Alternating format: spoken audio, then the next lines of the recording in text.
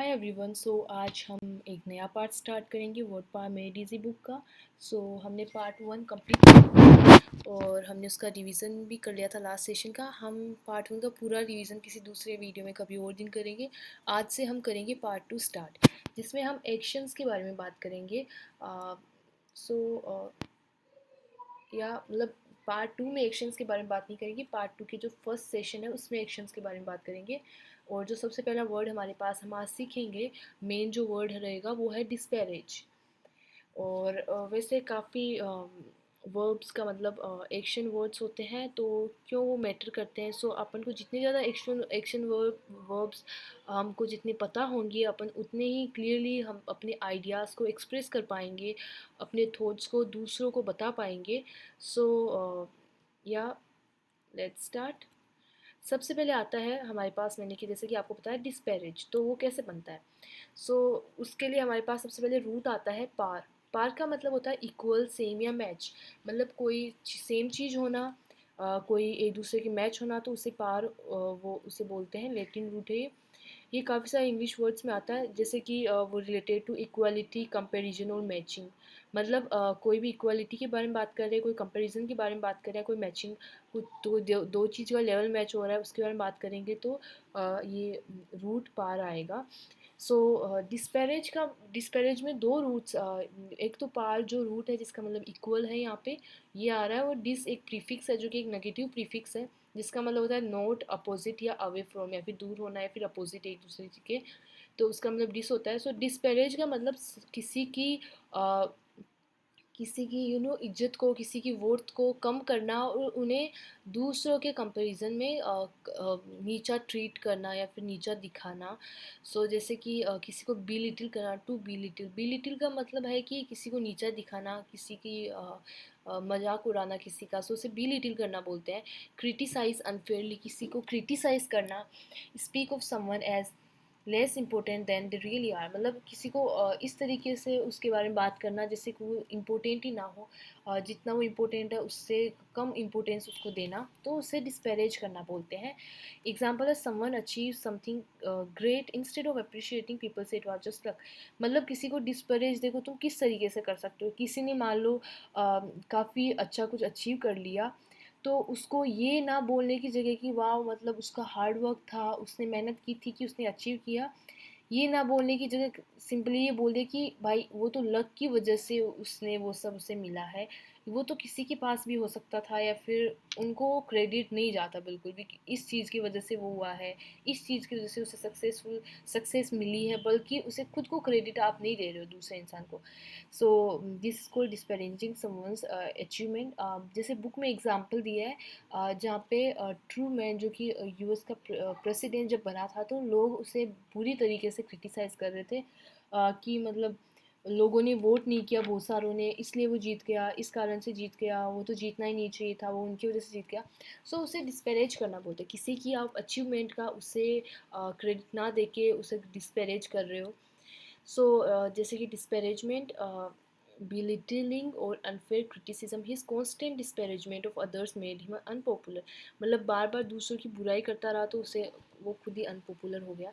Disparaging जैसे कि ये एडजेक्टिव हो गया यहाँ पे। एक्सप्रेसिंग डिसरिस्पेक्ट और क्रिटिसिज्म, किसी के लिए डिसरिस्पेक्ट या एक्सप्रेस करना, किसी की बुराई करना, उसे डिस्पैरेजिंग बोलता है।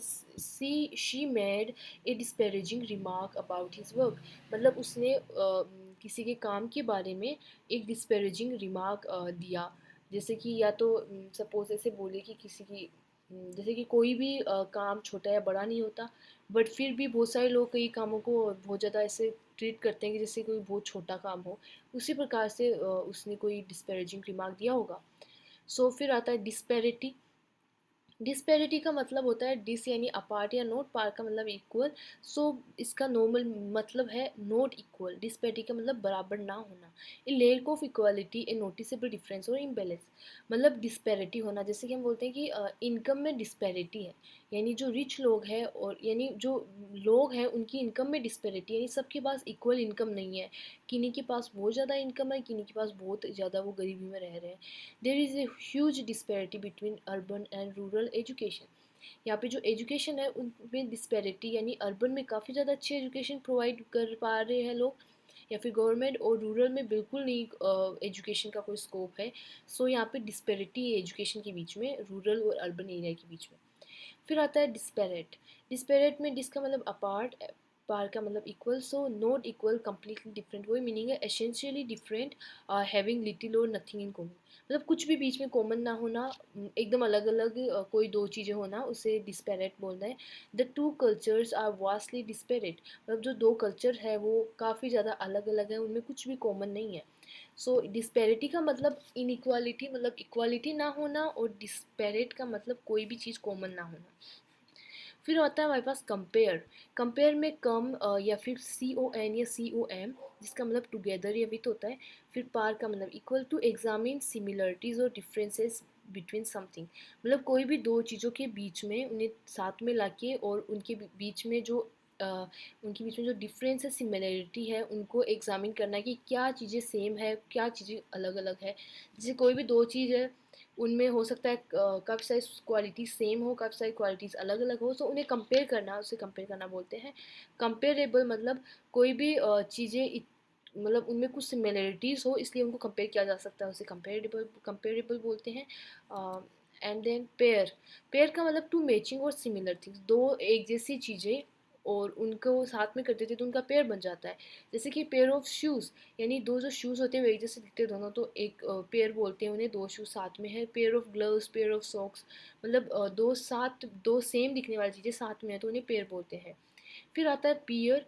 पीयर का मतलब होता है a person equal to you in age, ability और स्टेटस, मतलब एक इंसान जो कि आपके इक्वल हो, किस चीज़ में हो सकता है, जैसे कि एज में हो सकता है, एबिलिटी में हो सकता है, स्टेटस में हो सकता है, या तो आप दोनों की एज बराबर है।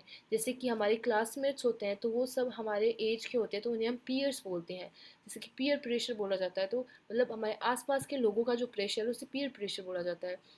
एबिलिटी यानी आप दोनों एक जैसा काम कर पा रहे हो। स्टेटस यानी लाइक इनकम में भी देखा जा सकता है, या फिर जैसे कि आपकी पोस्ट के हिसाब से भी देखा जा सकता है जॉब वगैरह में।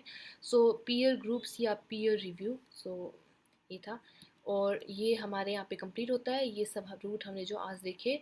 एंड या that's it for this video. हम नेक्स्ट वीडियो में कुछ और सीखेंगे, एक और एक्शन वर्ड के बारे में हम सीखेंगे।